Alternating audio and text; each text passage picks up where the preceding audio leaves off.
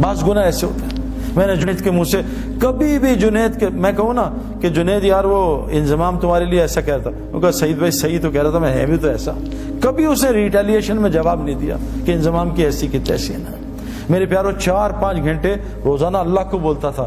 جو مخلوق میں اللہ کو بولے گا, پھر دیکھو اللہ اس کا مخلوق میں کیسا موت پہ اس کا تعارف کراتے ہیں. اگر اللہ اس کا تعارف یہیں شروع کر دیتا, وہ تو پھٹ جاتا, پاگل ہو جاتا, پتہ نہیں کسی غلط لائن پہ چلا جاتا. اللہ نے پوری دنیا کو دکھایا, دیکھو یہ ناچنے گانے والا تھوڑے دین پہ تھا, تھوڑے دین پہ. میں اور جنید جمشید ہمارا دین تو کمزور ہے. ہمیں کتنے سال ہوئے ابھی, کچھ بھی نہیں.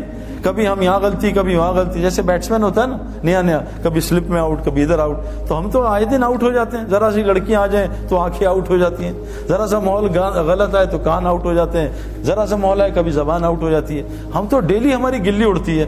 لیکن اس ٹوٹے پھوٹے دین پہ اللہ نے پوری دنیا میں جنید کے نام کو زندہ کیا, اور اس کی حیاتی میں لوگ کم ہدایت پہ آ رہے تھے, اللہ نے اس کی موت سے لوگوں کو زیادہ ہدایت دے دی.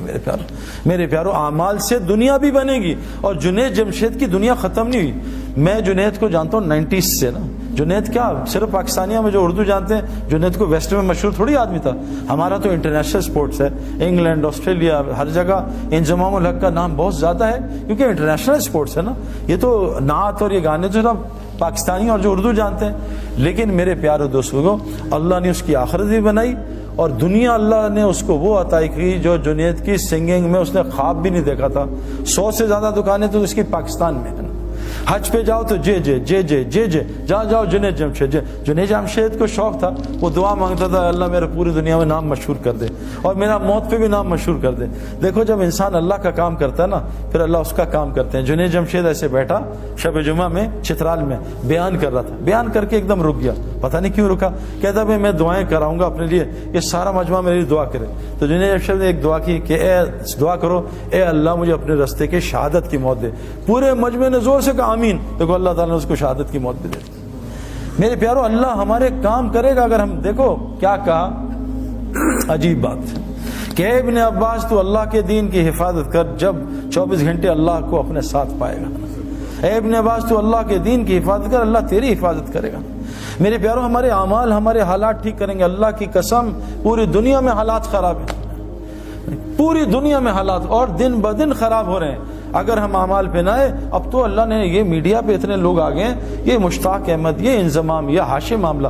ہاشم معاملہ اپنے ملک کا سب سے عزت والا سٹیزن ہے, مجھ سے لمبی داڑھی ہے اس کی میرے پیارے. اور میں جب ساؤتھ افریقہ گیا ڈربن میں, تو میں نے ہاشم کے, جب میں وہاں ادھر میری بات تھی, اس میں 90% نان مسلم تھے. تو ہاشم ابھی بھی جہاز سے اترا تھا انڈیا کا ٹور کر کے, 1.5 مہینے کا سفر کر کے.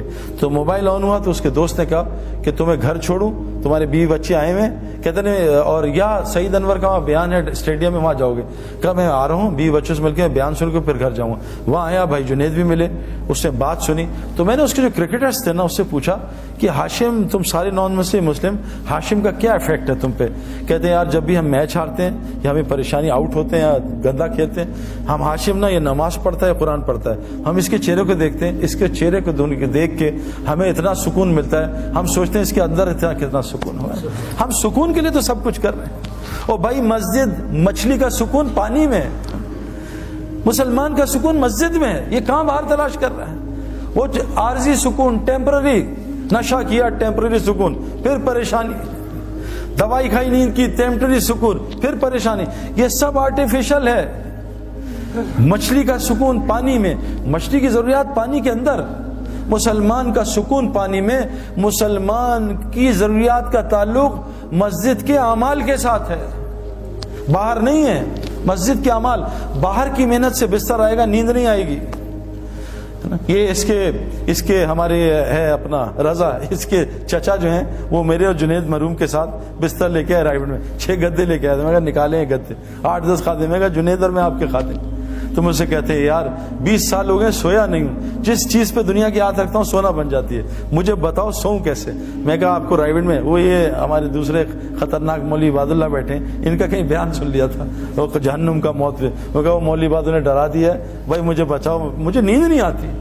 میں کہا آپ ایسی جگہ پہ آئے ہو جہاں آرام سے جاگیں گے. کہا نہیں بھائی نیند کی گولیاں کھاتا ہوں میں تب نیند آتی ہے. میں نے کہا یہاں جاگنے کے لیے گولیاں کھانی پڑتی ہیں اتنی نیند آتی ہے. تو جنید اور میں خیر رات کو سوئے, صبح ادھر پیچھے بٹھایا تو ایسے ہم دونوں سو رہے تھے, بیان سنا. ہمارے حاجی عبدالوہاب صاحب ہیں, ان کا بیان شروع ہوا, انہوں نے 10 منٹ بیان کیا, ہمیں ایک آواز آئی نیچے دھڑم کر کے, تو وہ حاجی صاحب یوں نیچے گرے ہوئے تھے. ہم نے کہا کیا ہوا؟ کہا پتہ نہیں مجھے چکر آ گیا. میں کہا چکر نہیں آئے, یہ ان کے بیان میں ایسا ہی ہوتا ہے. ہم نے ان کو ٹیک لگا دی. میں قسم کھا رہا ہوں 60 گھنٹے 3 دن میں سو کے چلے گئے. اللہ نے ان کی فیملی کو پلٹ دیا. سکون پانی میں ہے, سکون اعمال مسجد کے ساتھ. آسان ایکویشن ہے. اعمال میں 5 لفظ ہیں, الف عین میم الف لام.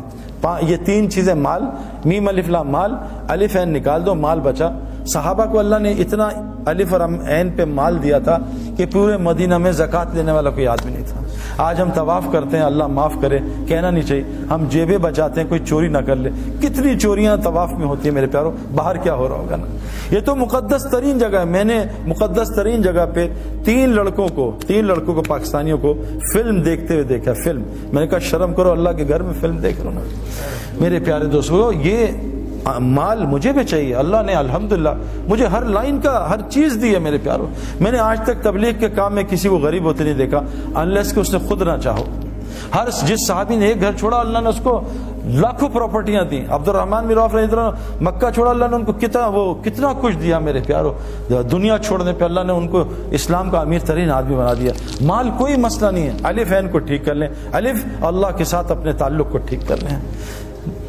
حدیث میں آتا ہے جو اللہ سے اپنے معاملوں کو ٹھیک کرتا ہے تمام مخلوق سے اللہ اس کے معاملوں کو ٹھیک کر دیتا ہے. ہمارا معاملہ اللہ سے ٹھیک نہیں ہے.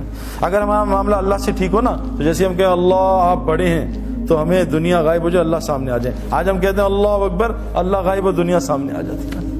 یہ تھرمامیٹر ہے کہ میرا اللہ سے تعلق ٹھیک ہے. یہاں کوئی DIG SHO SP بلا لے اور ہمیں ادھر دیکھیں تو وہ کیا کرے گا. آج ہمارا اللہ سے تعلق ٹھیک نہیں ہے, اس لیے تو نماز سے کام ہی نہیں بن رہے. اللہ تو ایمان والوں کے دوست ہوتے ہیں. آج ہماری اللہ سے کیا دوستی ہے؟ کچھ بھی اللہ سے نہیں کرا سکتے, مخلوق سے مانگتے ہیں جا کے. فرمایا ابن عباس جب بھی سوال کرنا صرف اللہ سے کرنا. آج ہم ساری دنیا سے سوال کر رہے ہیں, اللہ سے نہیں. کیوں؟ اللہ سے لینا نہیں آتا. حضور صلی اللہ علیہ وسلم فرمایا جو مخلوق سے مانگے گا اللہ اس کو بڑا فقیر بنائے گا, اور قسم کھائیے جو صدقہ کرے گا اللہ اس کا مال بڑھائے گا. اللہ سے تعلق ٹھیک کر لیں میرے پیاروں. اللہ وہ دنیا بنائے گا, آخرت ہم سوچ بھی نہیں سکتے. اللہ سے تعلق لیں گے. جو آج اس ماحول میں, اس میں اللہ سے تعلق تھوڑی ٹھیک ہوگا. یہاں نماز پڑھی, وہاں 4 لڑکیاں دیکھی, گیا سارا تعلق. مسئلہ ہے میرے پیاروں. میرے گھر ایک لڑکا آیا, مسجد میں ملا, شہید بھائی آج کل چور ڈاکو بہت آ رہے ہیں ڈیفینس میں, کوئی تعویذ دیں میں لٹکا لوں تاکہ چور نہ آئے, گھر میں لٹکا لوں. میں کہا اگر چور نے 10 تعویذ لٹکائے ہوئے پھر کیا ہوگا؟ تو کہتا کیا کروں؟ میں کہا 3 دفعہ آیت الکرسی پڑھ کے گھر میں دم کرنا, انشاءاللہ چور نہیں آئے گا. اس نے آیت الکرسی پڑھی, صبح آیا سر پھٹا ہوا, ہاتھ ٹیڑھا ہوا. کہا صحیح ہے مروا دیا آپ نے. اور میں نے کہا کیا اتنا مارا ہے زندگی میں نے کسی نے مارا. ماں گھوسے مکے ٹڈے ڈنڈے داڑ دوڑ, اتنی گالیاں, اتنا ذلیل کیا.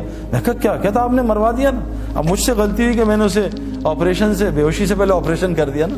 میں اس کو سمجھاتا, کوئی اس کو پرہیز بتاتا تو میں بھی گھبرا. پھر ایک دم اللہ نے دل میں کہا بھائی بتاؤ کیا ہوا تھا؟ کہتا ہم گھر گئے سب رات کو, میں نے سب کو کہا بھائی چور, کل بھی ادھر چوری ادھر چوری. تو شہید بھائی نے بڑا اچھا دوائی دی ہے, انشاءاللہ سیٹ ہو جائیں گے. تو لیکن ڈاکٹر پرہیز بھی تو بتاتا ہے نا. اب اس نے دوائی کھا لی 3 دفعہ آیت الکرسی. میں کہا پھر کیا ہوا؟ کہا بس ہم نے ایک نئی انڈین فلم دیکھی تھی. اب بتاؤ پٹائی تو ہونی چاہیے. ایک طرف فلمیں بھی چل رہی ہیں, ایک طرف آیت الکرسی بھی چل رہی ہے.